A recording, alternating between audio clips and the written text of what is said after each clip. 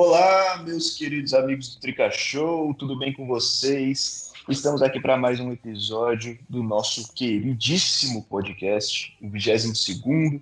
Se você não ouviu o 21º, que foi uma entrevista super bacana, super legal com o ídolo Mário Tilico, vai lá e escuta, que tá uma conversa bem legal. Eu sou o Vitor Boni e estou aqui mais uma vez, para surpresa de ninguém, com o Luca Chialini. E aí, Luca, tranquilaço? Salve, Bebone, salve galera Tricachou, surpresa de 0 pessoas, mas não dá pra estar muito bem por conta do nosso time, né? Meu Deus do céu, mas a gente tá feliz por conta do motivo que você vai falar a seguir para apresentar o próximo integrante. Exatamente, a gente está gravando na segunda-feira, dia 28 de setembro, aniversário do nosso querido integrante, o monstro Pog Rafa. E aí, Pog, e parabéns. Salve, salve, rapaziada do Trica Show. Muito obrigado pelos parabéns. Estamos aqui fazendo aniversário, mas trabalhando ao mesmo tempo. Então, aqui é trabalho, como já diria o professor Muricy Ramalho. Nesta quarta-feira, vamos ver se o espírito deles encarne nos jogadores do São Paulo, né? Para trazer um pouquinho de suor, de sangue no jogo contra o River, o jogo decisivo. E vamos embora. Vamos ver o que o time traz pra gente nesse jogo. É isso, o moleque manda muito, trabalhando no aniversário, velho. Que comprometimento, absurdo. E para completar essa seleção galáctica desse episódio, Gemirra, nosso queridíssimo. E aí, Gê, tranquilaço? Fala, Veboni, fala galera do Tricachou que tá ouvindo aí, de casa, do trabalho, do carro, de onde for. E só pra deixar bem registrado também que quem não comentar desejando parabéns, feliz aniversário pro Pog, no post de divulgação desse episódio será automaticamente bloqueado do Tricachou no Instagram. Então vocês já sabem. Banido, banido. Então, já que você falou do Instagram, antes de qualquer coisa, sigam a gente lá, @tricashow, curtam a nossa página no Facebook, que tem os mesmos posts do Instagram, mas é só para vocês acompanharem a gente por lugares diferentes. E se inscrevam no canal no YouTube, que estão todos os nossos episódios lá, estão os tricatacas, estão os vídeos de pós-jogo, tá tudo lá, então se inscreve no nosso canal no YouTube. E hoje o tema não poderia ser outro. Libertadores. A gente já fez um episódio antes do jogo contra o River no Morumbi, que seria a volta da Libertadores, né, depois da paralisação, e agora a gente tem uma final, praticamente. São Paulo tá mal das pernas, empatou com o River em casa, perdeu da LDU fora, e agora joga a vida na Copa Libertadores da América contra o River Plate, na Argentina, quarta-feira, 9h30 da noite. E a gente vai fazer um pré-jogo aqui para vocês, um esquentinha das nossas opiniões sobre esse jogo, sobre o futuro do São Paulo na competição, ou não futuro, né? A gente vai ver. Então vamos lá. Primeiro de tudo, vamos contextualizar. O que o São Paulo precisa fazer para se classificar? Precisa vencer o River na Argentina, e depois precisa vencer o Binacional no Morumbi, no dia 20 de outubro, e contar com um empatezinho do River contra a LDU, uma derrota. Se o River vencer, a diferença que o São Paulo tem que tirar de saldo de gols é 11 nesse momento. É apenas isso, porque o River foi competente e meteu 14-0 na agregada no Binacional que a gente perdeu. Então, vai ser difícil, vai ser complicado. O São Paulo está com um pezinho fora. O que vocês acham desse jogo? Vocês acham que o São Paulo tem que ir com força máxima, tem que ir para ganhar, tem que ir para buscar a última gotinha de esperança que tem na Libertadores, ou vamos focar no Brasileiro? O que você acha, Gemir? Eu vou começar com você, porque você estava falando muito disso em off antes da gente começar a gravar. Então, a gente discutiu isso bastante nos bastidores do Trica Show, e eu já tinha dado a Libertadores como perdida, mas a performance do São Paulo contra o Inter, especialmente no primeiro tempo, mais no 11 contra 11 do que depois da expulsão do zagueiro, né, do Zé Gabriel, me agradou bastante. O problema é que tudo isso passa muito pelo Luciano, que vai ser a principal ausência do São Paulo contra o River. Então, não vejo muitas esperanças pro São Paulo na Argentina. Então, pra mim, o São Paulo tem que fazer agora não é largar a mão da Libertadores, mas fazer o possível para garantir o terceiro lugar. Pra aí sim ser ser jogado para a Sul-Americana e aí sim concentrar as forças nessa competição. Você falou bem do Luciano. O Luciano ainda está fora, né? Por causa daquela suspensão. É o último jogo que ele tem a cumprir. Por outro lado, o Dani Alves volta, que ele não estava no primeiro jogo. É um grande reforço. O que você acha, Pog, sobre esta questão? Como o Gemirra falou, o São Paulo tem novamente a ausência do Luciano, né? No principal jogo do ano para o São Paulo até agora. Então, mas como você falou, tem a volta do Daniel Alves, né? Que dessa vez vai tocar a bola no campo, não tocar tantã. Então, vamos ver se o time melhora. Tem tudo para melhorar com o Daniel Alves de volta, um jogador experiente que vai trazer qualidade no meio de campo e experiência para o time. Então eu acho que o São Paulo tem que, enquanto tiver chance, tem que apostar suas fichas na Libertadores, porque também se perder ou empatar esse jogo já era, então vai com última força aí para tentar o que seria um milagre, né, nessa altura do campeonato. Só rapidinho, o Daniel Alves certamente agrega, mas tem que estar acordado, né? Porque no primeiro tempo contra o Internacional tava dormindo. Mas falta de lesão. Vamos torcer para ele estar acordado. E eu vou fazer, um mês fora. Eu vou fazer o exposit do Pog agora, porque ele fez essa piadinha do Tantã, mas foi puramente para efeito cômico, porque nos bastidores ele defendeu o Daniel Alves nessa polêmica. Então, ó, fica aí o exposit. Foi só para... É o meme do tô passando pano. Pode colocar aí. Perde o camisa 10, mas não perde a piada. Gostei. E como o Gemirra também muito bem citou, o terceiro lugar da fase de grupos da Copa Libertadores sai, né, obviamente, da Libertadores, mas se garante na Copa Sul-Americana. Então, Luca, considerando isso, que você já sabia, mas só para contextualizar para o nosso ouvinte, o que você acha sobre esse jogo? Vão me criticar, né? Porque sempre me criticam nos grupos por aí. Quem que te critica? O pessoal dos grupos aí. Eu quero nomes. Mandaram um palpite que eu dei pro Inter, aí ficaram zoando e tudo mais. Mas eu tenho que ser parte profissional e parte torcedor, que é o que a gente tenta passar aqui. Vai ser outro vexame de São Paulo. Não digo que vai ser uma goleada e tudo mais, mas eu acho que vai perder porque o São Paulo não dá. E a gente só tá nessa de, vamos brigar, tentar na Libertadores. Por que a Libertadores? Porque é a competição que o torcedor São Paulino mais gosta, a competição que sempre lota o Morumbi quando tá possibilitada a torcida, né? É uma competição diferente pro tricolor.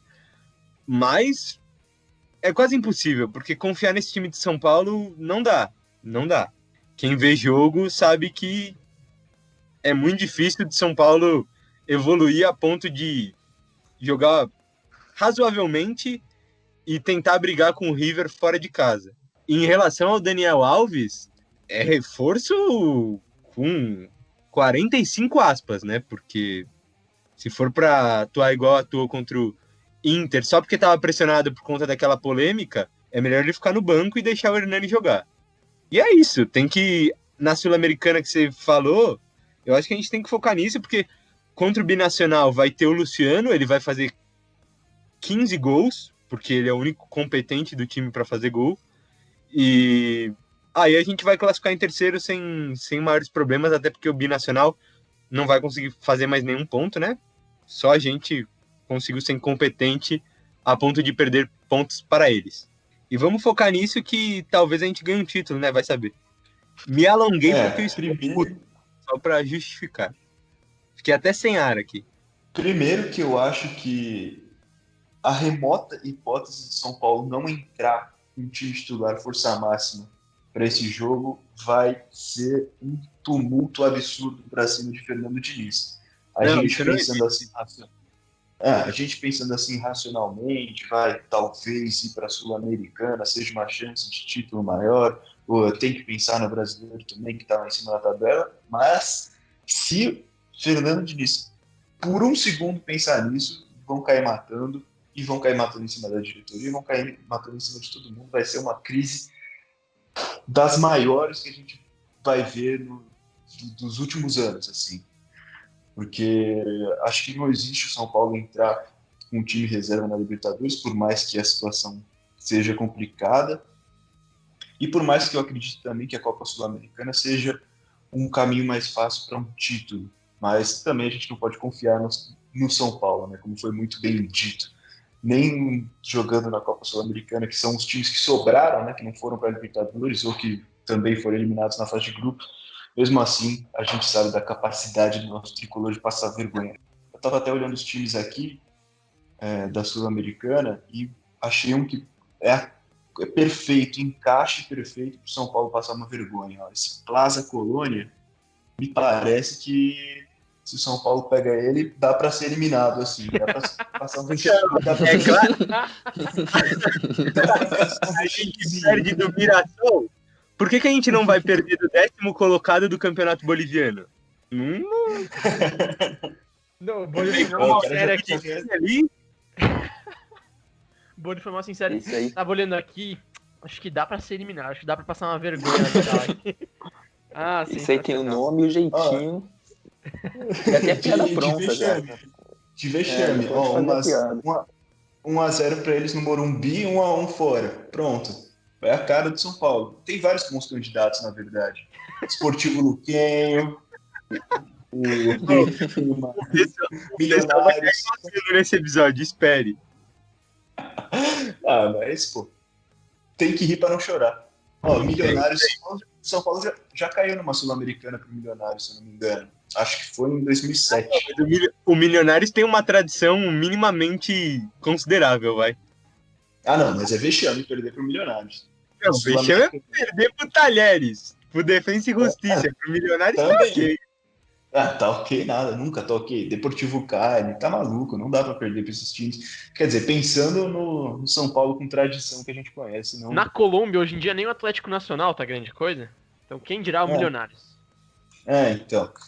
Bom, vamos trocar de tópico. São Paulo vai jogar fora, como a gente já falou, vai jogar na Argentina, só que o aproveitamento do São Paulo fora de casa em Libertadores e na Argentina é horroroso.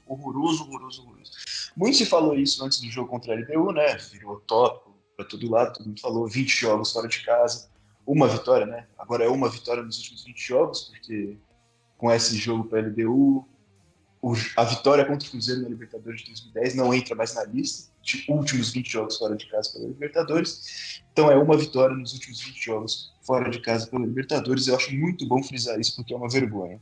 Agora, na Argentina, o São Paulo disputou 32 partidas e venceu apenas 3, empatou 7, perdeu 22, um aproveitamento equivalente a 16,6% dos pontos disputados em jogos válidos por competições da Conmebol, né?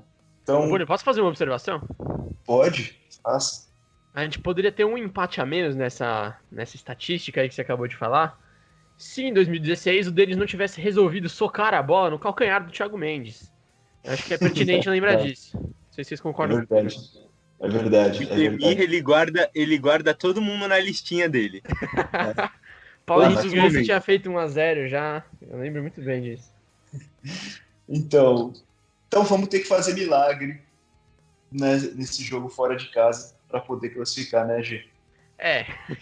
Não é só a gente que vai ter que fazer milagre, né? É o Binacional que vai ter que fazer milagre e ganhar da LDU. O milagre não tá nem só nas nossas mãos, esse que é o problema. Ou talvez seja até uma coisa boa, né? Quando as coisas dependem só do São Paulo, tende a ser pior, né? Então, seja uma boa notícia de que... Mas enfim, tá complicado mesmo. E quando eu falei que o São Paulo devia fazer o necessário para garantir a terceira colocação, não era nem entrar com o time reserva. Embora o time reserva esse ano tenha mostrado um pouco mais de serviço do que o titular. Então, concordo com tudo que você falou sobre a torcida cair matando, sem entrar com o time alternativo e tudo mais. Mas, em tese, talvez não seja uma ideia tão ruim. Esse jogo vai definir a vida do São Paulo no restante da temporada. O que você acha, Luca? Não, vamos ser realistas, né? A gente quer que ganhe, a gente quer que classifique, passe para as oitavas, ótimo. Mas você falou esse retrospecto, não tem como nenhum torcedor minimamente razoável pensar que o São Paulo do Diniz vai melhorar esse retrospecto. Não tem como pensar isso, é impossível. Eu não consigo nem nem ver, assim, isso acontecendo. Porque não tem como, mas se acontecer, ótimo. E eu vou te falar em relação à questão de poupar, que você citou anteriormente, é impossível também poupar pela situação do Diniz, e eu só não tiraria um ou outro, porque o próximo jogo do Brasileiro depois é contra o Curitiba, que com todo respeito também é mais fraco, né? Mas é contra o São Paulo, então a gente não sabe, a gente não pode mais afirmar essas coisas. Então, Curitiba acabou de tomar de 4-0 do Fluminense com meio time com Covid. Gol mas do o São Ganso. Paulo é Gol capaz. dele, hein? Gol dele. Do homem. Quem é o homem? O Pog vai falar quem é o homem. Quem que te deu presente hoje, Pog? Paulo Henrique Ganso, que por sinal acabou. Ele jantou o River Plate em 2016. Lembro até hoje o rolinho que ele deu no meio campo do River Plate, que o cara, coitado, ele não aguentou, ele teve que fazer a falta. Aquilo ali foi uma aula de futebol. Foi uma humilhação absurda. Grande PH Ganso. Um abraço para você, Paulo Henrique Ganso. Nós te amamos.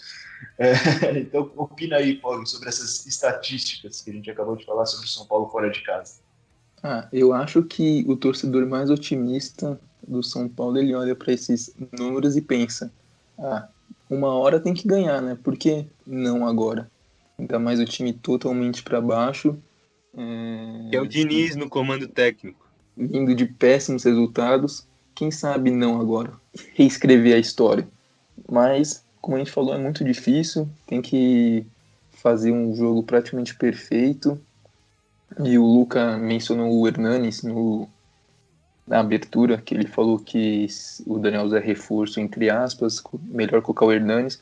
Eu acho que o Hernanes, com todo o respeito pelo que ele fez ao São Paulo, ele não aguenta mais. Tá nítido como Tô de ele acordo com você, viu? ele tá nítido como ele tem dificuldade para jogar. Eu não esqueci, eu acho que foi contra o ALD, foi contra o River no Morumbi que ele não acertou praticamente nada. Então Ô, acho Pog, que... Oi. só um parênteses, o Hernanes não chutaria aquela bola na barreira, viu? Tudo bem, mas o Hernanes não pode ficar ganhando 800 milhão por mês para cobrar uma falta. Exato, quem vive de falta pra jogar bola era o Marcos Assunção. Exatamente, que era o aproveitamento de 10, ele fazia 9. Mas eu acho que o Hernanes, infelizmente, ele tem que ficar no banco. Final da temporada, quem sabe, se ele quiser continuar a repensar o contrato, o valor do contrato dele, mas para ser titular, ainda mais num jogo decisivo de Libertadores, com alta intensidade, ele infelizmente não aguenta, tanto no ataque quanto na defesa. Exato, eu vou até aproveitar esse gancho que o Pog soltou aqui pra gente pra falar do jogo contra o Inter, porque o time jogou um futebol muito mais leve. Com a bola no pé, foi infinitamente melhor a evolução em relação ao jogo da LDU. E, obviamente, falei que passava pelo Luciano, o Daniel Alves também ajuda, mas o Hernanes, ele atrapalharia isso, essa fluidez no jogo de São Paulo com a bola no pé. E pelo que o Diniz testou no segundo tempo, é capaz que o Vitor Bueno acabe entrando para fazer a função do Luciano, de ficar um pouco mais solto, flutuando assim pelo campo e fazendo um pouco de tudo. Mas o Luca tinha pedido o Hernanes e para mim também seria um equívoco, especialmente porque quebra com o estilo de jogo leve que a gente praticou contra o Inter. Não, hoje, então, não precisa necessariamente ser o Hernanes, é que a minha questão é mais em relação ao Daniel Alves. Que se for para ele apresentar o futebol medíocre que ele apresentou contra o Inter, eu prefiro que, joga o Shailon. Quem vocês quiserem, Nestor. Então, acho que ele vai pegando ritmo de novo. Eu fui o primeiro a criticar ele hoje, mas acho que ele vai pegar ritmo. Ô Boni, tira o Luca da calma. Pô, o que ele falou? Colocar o Shailon? Pensei que era o Gemirra falando, até fui ver aqui. A gente tá unido. Não, tá maluco. Você tá sendo muito duro com o Daniel Alves. Ele acabou de voltar de lesão, um jogo. E a gente viu como ele faz falta nesse time. Porque ele voltou na hora que não tinha que voltar, porque fez merda antes. É um ciclo. São Paulo é uma bola de neve que nunca para de crescer. Porra, mas aí não dá, pô. Ou o cara toca tantã ou o cara joga bola. A torcida tem que escolher o que ele pode fazer. Deixa ele cantando busão, porra. Pô, Eu gostei dele tocando tantão, tocou bem, pô, puta ritmo. Tem carreira. Então, ele depois ajuda ali no Exatamente. vestiário, faz a musiquinha com o lateral esquerdo e depois fica no banco. Ah, Tá sem ritmo, não tem que jogar. rapidinho antes do Boni voltar ao Vai pegar assunto, ritmo com o Curitiba, não contra o River. vamos relembrar que hoje segunda-feira, é aniversário dele. O lateral que não citamos nomes. O Pog. É verdade, aniversário do Reinaldo, hoje, dia 28 de setembro. Vamos ser educados e desejar um parabéns ao Reinaldo. Temos que separar o jogador da pessoa Reinaldo, que o jogador é triste demais. Posso dar meus Mas parabéns? Seja educado. Se não for desrespeitoso, pode. Não, eu só gostaria que ele, de presente para ele, viesse uma proposta da Arábia Saudita, não sei, do Emirados Árabes, algum lugar. Perfeito. Desejamos todos isso, que ele venha uma proposta bem lucrativa para ele, que ele receba muito dinheiro fora de São Paulo. Sobre o Hernanes, eu mantenho minha opinião de que acho que ele é útil ainda, não para titular. Eu acho que ele seria uma boa peça para entrar no segundo tempo. Como titular, ele não aguenta mais mesmo. A gente viu isso desde aquele episódio que a gente fez sobre ele, quando ele estava com aquela história de sair ou não. Ele ganhou várias chances como titular, jogou bem algumas, mas na maioria não foi muito bem. Então, acho que para titular mesmo não tem como mais, não tem mais condição, mas ainda acredito que ele é uma boa opção para o segundo tempo, principalmente porque o São Paulo não tem jogadores que chutam de fora da área. Ele é um. O outro que eu vejo que arrisca alguns chutes de fora da área é o Paulinho Boia, e um terceiro que arrisca, mas não dá nem para contar porque todas as bolas vão na lua, é o Reinaldo. Então, assim, ao meu ver, são eles dois que chutam de fora da área. Exato. E, acho- Boni, falando nisso, eu também acredito que ele seja útil. Eu sou muito, muito contra a escalação dele como titular. Mas eu vejo a utilidade dele para um segundo tempo jogando avançado. E o Diniz parece que ele não vê isso. Ele enxerga o Hernanes como um cara para jogar um pouco mais recuado. Isso já custou algumas vezes, especialmente no jogo contra o Santos. Ele claramente não tem cacuete para ajudar na marcação, para fechar um dos lados junto com o lateral. Ele não é um bom marcador e as qualidades dele estão na técnica, né? Nele com a bola no pé. Ele até era um bom marcador, assim, na primeira passagem ali, 2007, Sim, 2008. ele era um cara bem mais completo, né? Quando ele jogava mais de segundo volante, só que Uhum. agora ele claramente não aguenta mais. Não tem como.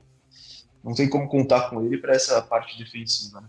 E sobre Daniel Alves, a gente fala aqui sobre o Tantan, mas tem nem como comparar com a intensidade de jogo de Libertadores. Então, eu ainda acredito que com a experiência dele, como um cara que jogou Champions League, um cara que foi campeão, né? O maior campeão da história do futebol, ele pode acrescentar muito para esse jogo. E vai.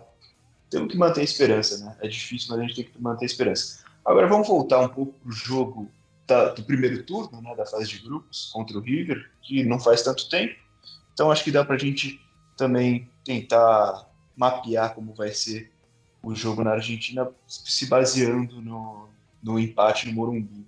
O que eu vi foi um River que veio de 6 meses sem jogar, muito mais obediente taticamente do que o São Paulo, muito mais bem treinado do que o São Paulo. Imagino que tenha sido o que vocês viram também. Fala aí, pode. É exatamente o que você falou. O time do River, mesmo 6 meses sem jogar, a bola corria, não os jogadores do River. Cada um tinha ali sua posição em campo, pré-determinada pelo técnico, e cada um na sua conseguiu colocar o São Paulo na roda, conseguiu girar a bola, diferente do São Paulo, que você vê todo mundo correndo atrás da bola, jogador sem posição. Então, aí que tá a diferença, né? Mesmo sem muito tempo sem jogar, o River conseguiu fazer a bola correr, conseguiu também, como é que se fala? Criar Conseguiu chance de gol, né? conseguiu tranquilizar o São Paulo também, tirou a bola dos pés do São Paulo, conseguiu ficar bastante tempo com a bola no pé, porque quanto mais você fica com a bola no pé, menos você precisa correr para marcar o adversário. Então, acho que esse foi o grande fator decisivo pro River nesse primeiro jogo do primeiro turno. E agora com o time mais entrosado, com mais ritmo de jogo, acho que tem tudo para ser ainda mais difícil essa segunda partida lá na Argentina. E Gê, não sei se você vai concordar comigo, mas o que a gente viu o River marcando muito alto no Morumbi, mas eu não enxerguei eles mordendo tanto lá na frente. O que eu achei que aconteceu mais foi o São Paulo se assustando com a marcação alta do River e perdendo a bola sozinho. Você acha que foi isso também? Sim, o River não precisou forçar o erro do São Paulo, né? O São Paulo fez isso pra eles. É uma coisa a ser trabalhada, porque contra a LDU já deu problema, né? Aquela bola do Igor Gomes na fogueira pro Hernanes. O Hernanes, inclusive revendo o lance, o Hernanes deu uma olhada pro lado que o cara que roubou a bola vinha. Então tem um erro do Hernanes aí também. São Paulo pecando na saída de bola. Contra o Inter, o Daniel Alves perdeu a bola 2 vezes e quase deu... Acho que não chegou nem a sair uma finalização dessa perda de bola, mas são lances que um time mais frio e mais competente como o River Plate conseguiriam se aproveitar e fazer gol com muita tranquilidade.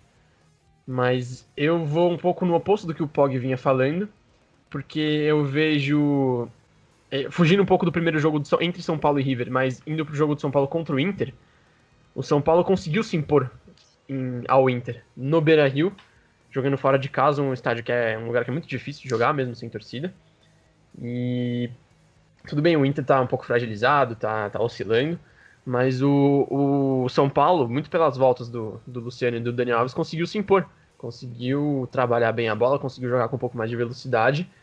E pra mim o problema foi o Pablo. O Pablo tava num ritmo diferente, desacelerando as jogadas, então eu vejo o São Paulo com muita mais capacidade de fazer um jogo mais competitivo e tornar o jogo, entre aspas, mais fácil do que foi aqui no Morumbi contra o River. Eu acho que o São Paulo vai conseguir ser muito mais perigoso e fazer um jogo muito mais equilibrado do que o River. Do que o primeiro, perdão. Boa. O que você acha, Luca? Fala aí. Complementa essas opiniões. Mano, eu concordo com um pouco de que cada falou, e uma coisa que eu acho que poderia dar certo pro São Paulo é colocar velocidade, que o Gia até citou há um tempinho. Só que o São Paulo é uma lentidão em todos os setores, menos a zaga talvez seja o que seja mais rápido. E Sim. ao mesmo tempo, por exemplo, naquele jogo contra o River, o primeiro, as chances foram de chutes do Hernanes. 2, 3 de fora da área. Então, para mim, por conta desse tempo de paralisação maior, menos ritmo de jogo que tem o River, seria velocidade, seria por cara tipo Paulinho, não sei.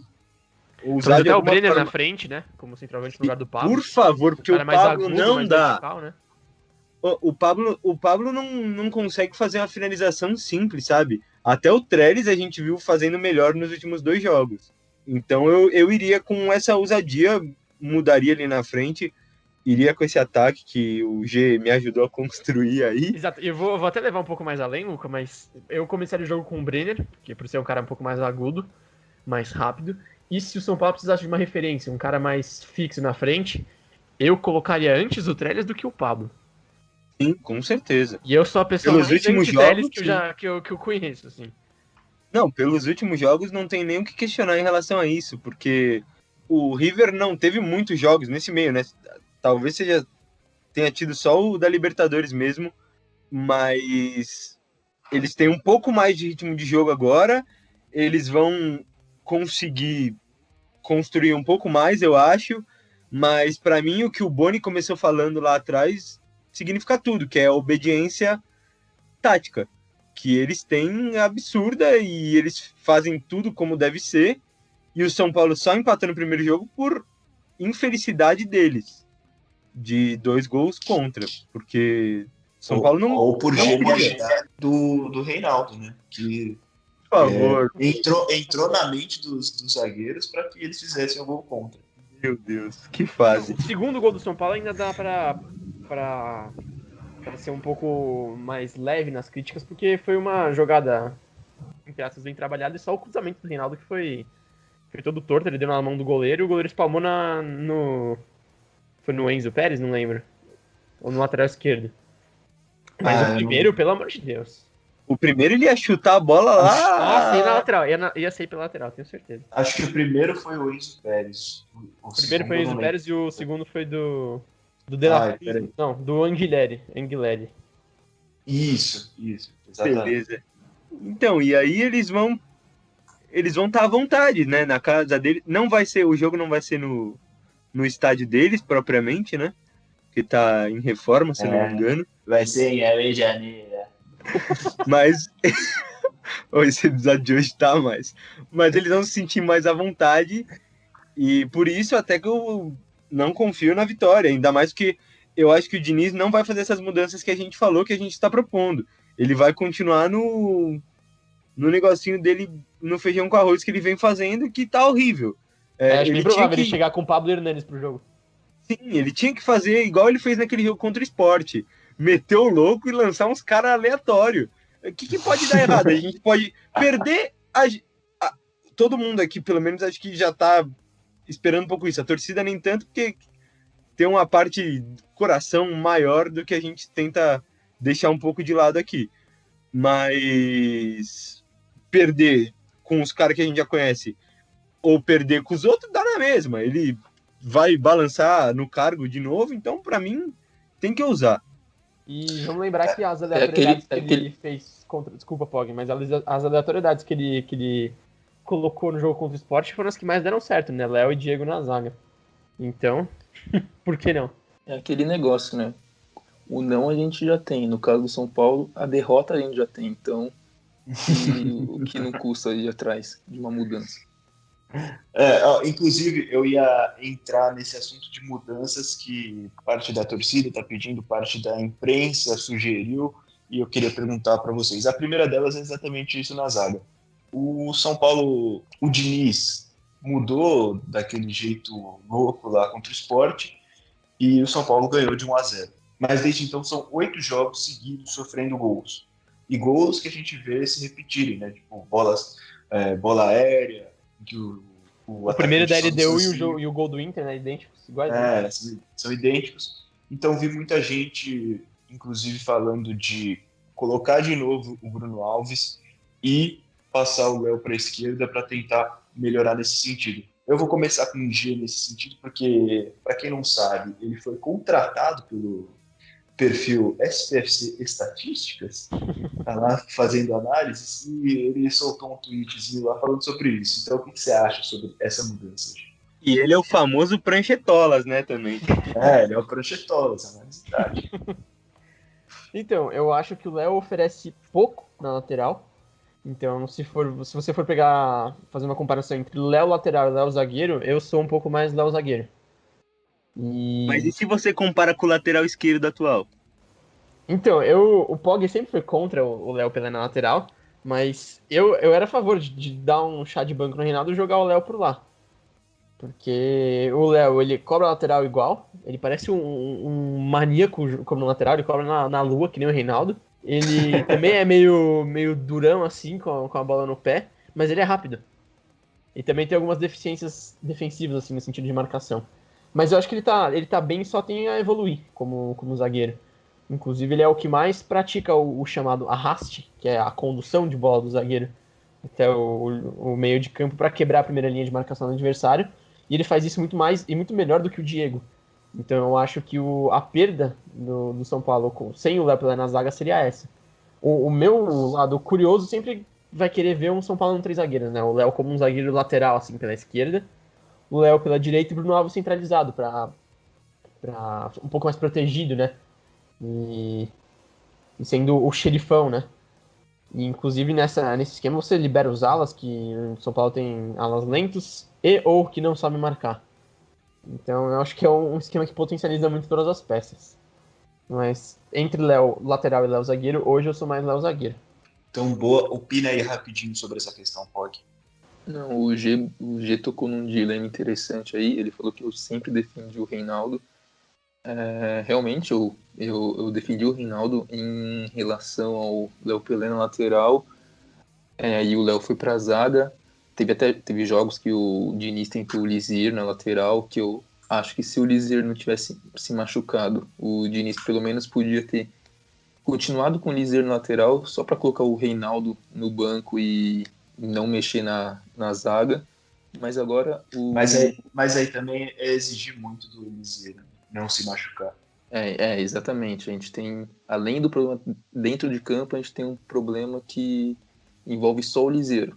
Então, aí o G falou que o Léo Pelé, eu acho que ele se adaptou bem à posição e o mais importante, que o ponto mais alto, positivo do jogo dele é a saída de bola, que quando a bola parte do pé dele, o São Paulo sempre consegue achar uma saída boa, uma jogada interessante que acaba levando a campo de ataque. Consequentemente, com ele na esquerda, acabaria perdendo essa qualidade na saída de bola. Então, acho que no momento ele tem que permanecer na zaga mesmo. Não tem como tirar ele, porque a saída de bola parte do pé dele. E com o Bruno Alves e o Diego na dupla de zaga, essa saída de bola perderia muita qualidade, mesmo com os volantes vindo buscar a bola, e o time ficaria muito mais previsível. Então, acho que no momento tem que ficar na defesa mesmo, porque apesar de nós termos o Reinaldo na lateral esquerda, o Léo tá desenvolvendo um papel muito mais importante na zaga do que ele poderia desenvolver na lateral esquerda. Você tem algo a acrescentar, Luca Nito? Tenho, claro. O que importa, primeiramente, é a gente tirar o ser humano da lateral esquerda, que não dá. E eu defendo muito o Bruno Alves, então eu sou bem a favor de colocar Bruno Alves, Diego Costa na zaga, Léo na esquerda e Juan Fran na direita. O Spanish, grande Juanfran. Sobre a zaga, eu colocaria o Bruno Alves para esse jogo, muito para tentar trazer um pouco mais de qualidade assim na questão defensiva, porque a gente sabe que o sistema defensivo de São Paulo como um todo é muito problemático e o River tem atacantes muito perigosos, como é o Porré, que na minha opinião é o melhor atacante deles, né? E fez gol contra o São Paulo, né? Inclusive. Então, para esse jogo especificamente, que é tudo ou nada para o São Paulo, eu colocaria o Bruno Alves. Agora, outra mudança que muita gente vem pedindo é o Luan no lugar do Tietê, que o Tietê vem falhando muito na recomposição, na marcação, e as pessoas, a torcida, estão pedindo o Luan no lugar dele para trazer mais essa força para a marcação de São Paulo. O que vocês acham? Começa aí, Luca. Eu acho ótimo.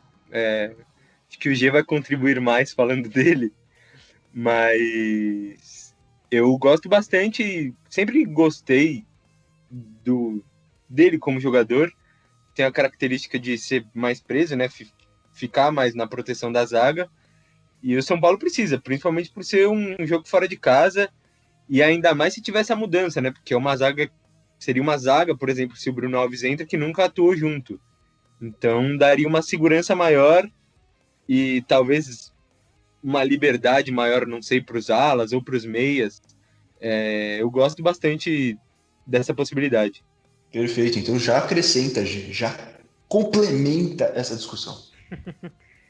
Então, eu sou bem a favor da entrada do Luan, mas eu não sou tão a favor da saída do Tietê. Eu acho que o Tietê, inclusive, contribuiria mais jogando na função do Gabriel Sara. O Gabriel Sara tem uma função tática importante, o Diniz já destacou isso, a gente vê também o jeito que ele cobra espaços, mas não é muito dele. O Gabriel Sara, de origem, é um meio atacante, é um camisa 10. E o Tietê é um segundo volante, um cara um pouco mais área a área, né, o famoso box-to-box. E o Luan poderia entrar bem como a função de varredor, como falam em inglês, de um cara que fica balançando da direita para a esquerda, da esquerda para a direita, ajudando a dobrar a marcação, a cobrir cruzamentos, porque, por exemplo, o cruzamento do Moisés no jogo contra o Inter, aquilo não é só culpa do Igor Vinícius, precisa de um cara mais ali para fechar o cruzamento, e esse cara não é o Sara. E o Tietê, centralizado com o primeiro volante, também não oferece proteção quase nenhuma. Então o Luan nessa função, protegendo a zaga, o Tietê podendo contribuir meio meia bomba do jeito que ele gosta, né, porque ele é meio lento, eu acho que seria ideal pro São Paulo. Perfeito. E você, Pog, o que você acha?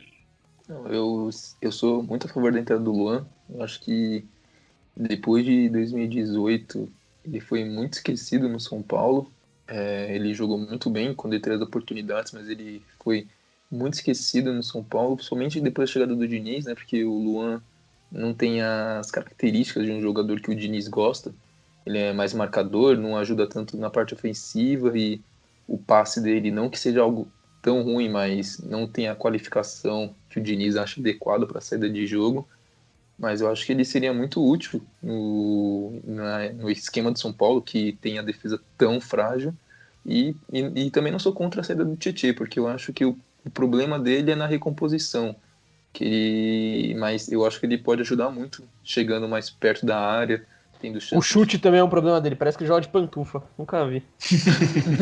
A gente perdeu o Antony e agora tem o Tietchan chutando que nem acho que nem como se estivesse descalço no terrão.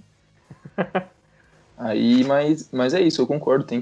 Eu daria uma chance pro Luan para ver como que ele jogaria os 90 minutos, não entrando só sempre no final para o Diniz retranqueiro tentar garantir o empate ou a vitória. Eu gosto muito do Luan, eu acho que quando ele entrou ele mostrou muita personalidade e por mais que ele realmente a saída de bola dele não seja um primor, ele é um jogador que tem muita qualidade na marcação, o São Paulo tem que tomar cuidado para não perder. Exato, teve a especulação, né? De empréstimo. E a gente também não sabe como que ele tá treinando, né? Tem esse detalhe. Vai que ele tá treinando mal. A gente não sabe, mas de fora olhando. Que a gente não sabe.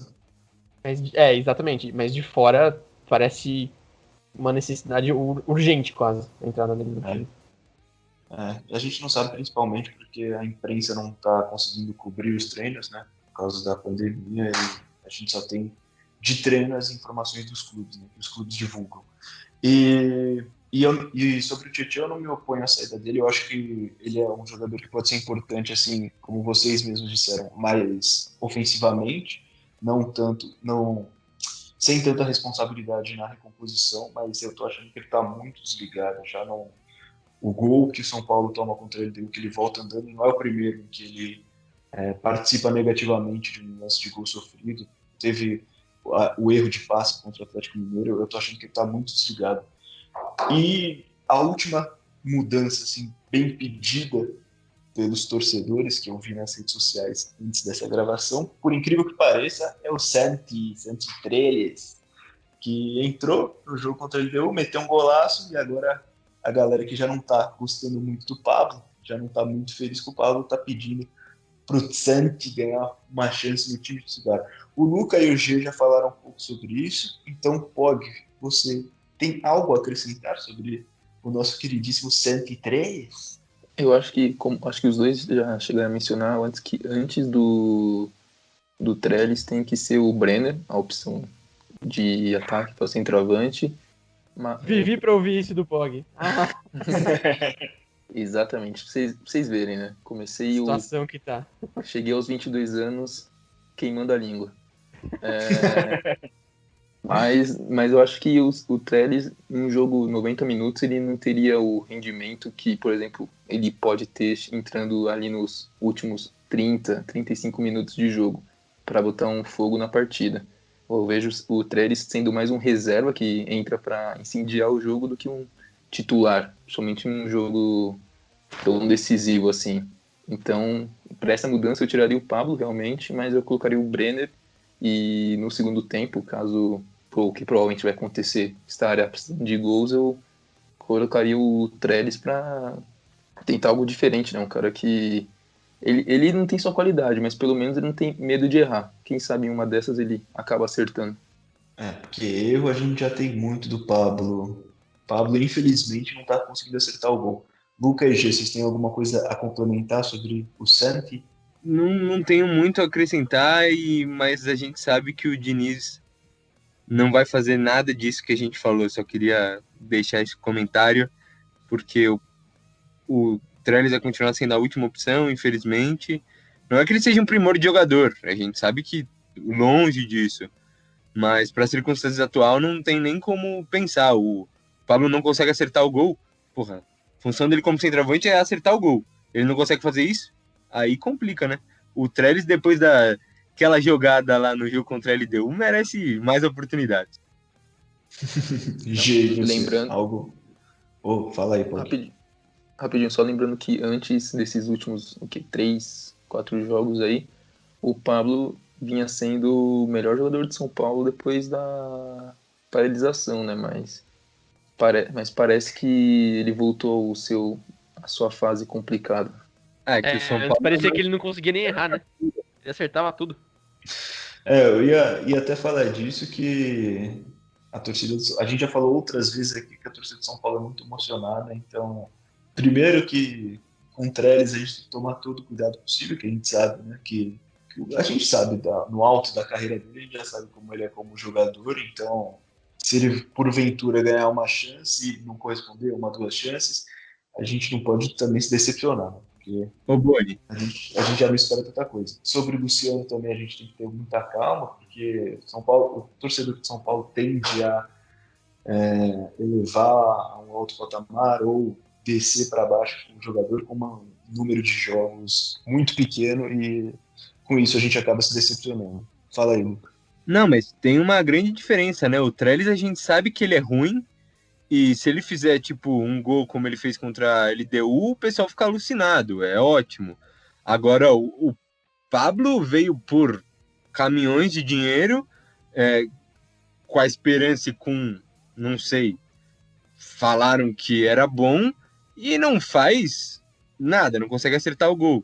Foi aquela mesma coisa, eu sempre critiquei ele, quem acompanha sabe, depois queimei minha língua e tive que falar bem, porque a situação estava boa dele, mas voltou ao que estava antes. Então, a decepção e os pesos que a gente tem que usar para cada um são totalmente diferentes. Sim, sim, com certeza. E o Pablo está numa fase muito difícil, que ele não está conseguindo acertar o gol. Esse é o problema. Ele não é que ele chuta mal e o goleiro defende, ele não consegue acertar o gol. Então, tá bem complicado para o nosso camisa 9. Vamos lançar os palpites. Palpites. Gemirra, seu palpite para o jogo. Eu vou de mais um empate, só que muito mais equilibrado e com o São Paulo muito mais perigoso.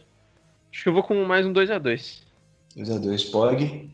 Como nossa função é torcer, então eu coloco 2-1, porque eu acho que o São Paulo não vai passar o jogo sem tomar gol, mas como precisa vencer, eu vou colocar um 2-1 aí. E Luca, para fechar? Vou só dar uma justificativa, porque quando criticaram meu palpite que eu apostei no Inter, eu falei que quando eu aposto em derrota, empata, em vitória, perde, e em empate, ganha. Então, meu palpite vai ser 3-3. Não, e detalhe também, que nos bastidores do Trica Show, o Pog vai saber. Quando eu e o Pog demos os nossos palpites, eu falei 2-2 e o Pog falou 1-1. O Pog acertou o placar, mas nós dois colocamos empate. Primeira mensagem do Luca foi: vocês estão na Disney. E inclusive, muito otimista. Inclusive, às vezes aparece uma outra pessoa comentando nos nossos posts de palpite, falando que esses palpites estão muito pessimistas e tal.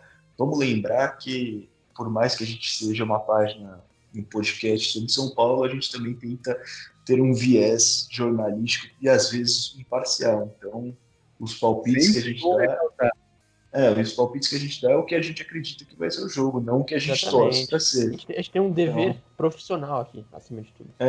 Exatamente. Então, é o que a gente acredita que vai ser o jogo, e palpite não é análise, né? Palpite é sorte, mas não tem como prever o que vai ser o jogo antes dele acontecer. Então, é mais o que a gente acha. 4-0 com 4 gols do nosso lateral esquerdo. Exatamente. Então é o que a gente mais acha que vai ser e não o que a gente torce para ser. Muito bom ressaltar.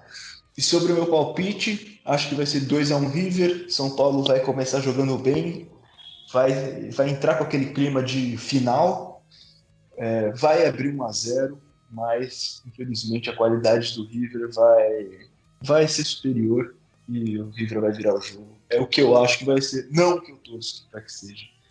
Então, 2-1 para o River é o meu palpite. E a gente já falou muito de futebol masculino, vamos então para os destaques do futebol feminino com a nossa queridíssima Bianca Góes. Fala aí, Bianca. Tivemos 2 jogos válidos pelo Brasileiro Feminino nessa semana e felizmente saímos com 2 vitórias importantíssimas para conseguirmos a classificação para a segunda fase da competição. Na quarta-feira, o São Paulo recebeu o Audax em Cotia e aplicou uma goleada de 4-0. O técnico Lucas Piscinato aproveitou a partida para dar oportunidade para algumas jogadoras que não vinham jogando com frequência. Queria destacar, dentre estas atletas, a meio-campo Rafa, que iniciou a partida como titular e fez um ótimo jogo. Inclusive, a melhora no meio-campo na partida de quarta-feira, para mim, se passou muito pelos pés dela. Mas, assim, o grande destaque mesmo do jogo de quarta foi a atacante Gláucia, né? Que marcou o seu primeiro hat-trick com a camisa tricolor. Já no domingo, o São Paulo foi até São José dos Campos, onde enfrentou o São José. Vencemos por 2-0, mas fizemos uma partida horrível. Inclusive, foi uma das piores partidas que eu vi o time do São Paulo jogar nesse 1 ano e meio de projeto. A criação de jogadas voltou a ser um problema. O meio-campo simplesmente não conseguiu criar nada. E o resultado favorável se deu muito pela ótima partida da atacante Carol, mais uma dela na temporada. E eu vou aproveitar aqui para soltar aquela corneta no técnico Lucas Piscinato, que não consegue fazer o meio-campo jogar. É um problema recorrente que eu venho citando aqui semana após semana.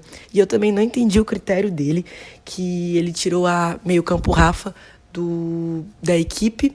Eu queria muito ver ela jogando com a Yaya, que é a nossa grande promessa, é um projeto de craque. Eu queria muito ver as duas jogando juntas, eu acho que ia dar liga nesse meio campo. E a próxima partida do São Paulo é na quarta-feira em Cotia, onde estamos invictas contra o Iranduba às 3 horas da tarde. Luca, quer fazer algum comentário? Não, é só para destacar, o São Paulo tá muito bem, né? Aí 2 vitórias. A sequência da tabela é só contra os times de baixo, então muito provavelmente, se não acontecer nada, vai se classificar para a próxima fase. Mas meu destaque é para o jogo contra o São José, que o São Paulo ganha de 2-0.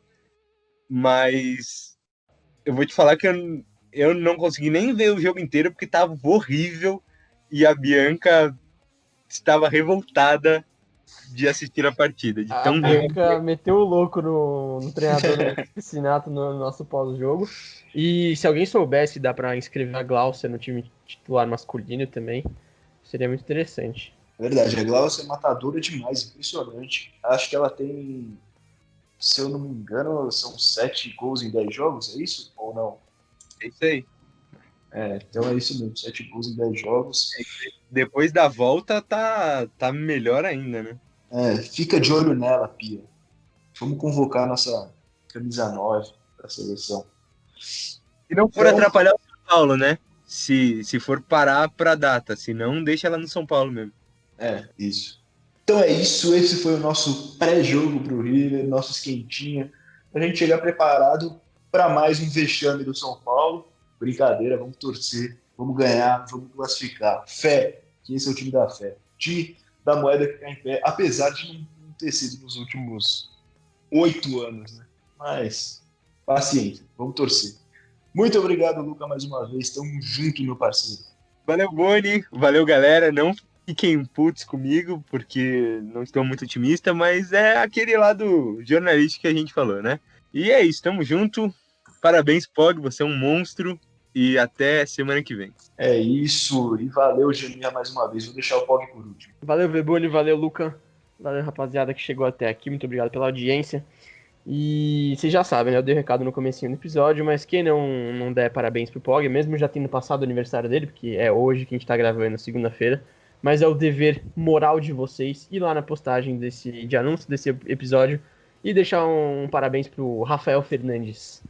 Então, Pog, meus parabéns, muitos anos de vida. Tamo junto. É isso. Parabéns, meu queridíssimo Pog Rafa. Como você está se sentindo com um episódio tão legal no seu aniversário? Tá feliz? Muito obrigado pela presença, meu amigo.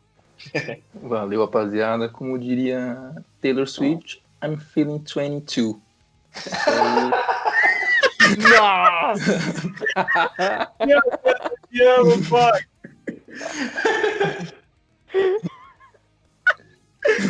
Tá maluco, que homem! Mas é isso. Agradecer aí aos parabéns. E quem me der parabéns lá no post, agradecendo desde já. Valeu aí, rapaziada, por esse episódio. Foi divertidíssimo. Torcer agora pelo nosso tricolor na quarta-feira. E quem sabe da próxima vez que a gente volte aqui não venha com uma surpresa totalmente agradável, né? Valeu, rapaziada, e falou! E olha que o que a gente fala no podcast acontece, hein? Palmeiras na final do Paulista, o Mirassol ganhando. Geralmente a gente acerta quando a gente fala aqui. Então vamos torcer. Muito obrigado a quem chegou até aqui. Não se esqueçam de seguir a gente no Instagram, @tricashow. Não se esqueçam de curtir a nossa página no Facebook. Não se esqueçam de se inscrever no nosso canal no YouTube. Não se esqueçam de assistir a pranchetinha do Gemirra, o Tricataco, o famoso. Não se esqueçam de acompanhar os jogos pelo nosso Instagram, que a gente faz uma cobertura bem legal. Eu sei que você vai assistir pela TV, mas o pós-jogo vai no nosso Instagram, dá uma moralzinha, ver a nossa análise. Se ouvir a nossa análise ou a do Ratinho, eu prefiro a nossa, né? É verdade, é verdade. Vai ter análise do Ratinho, né? Nessa quarta. A defesa defendendo, o meio nulo. Então, vejam a nossa análise e não vejam a do Ratinho, pelo amor de Deus. Então, ó, muito obrigado mais uma vez. Tamo junto. Até o próximo episódio, até semana que vem. Vamos, São Paulo, e tchau!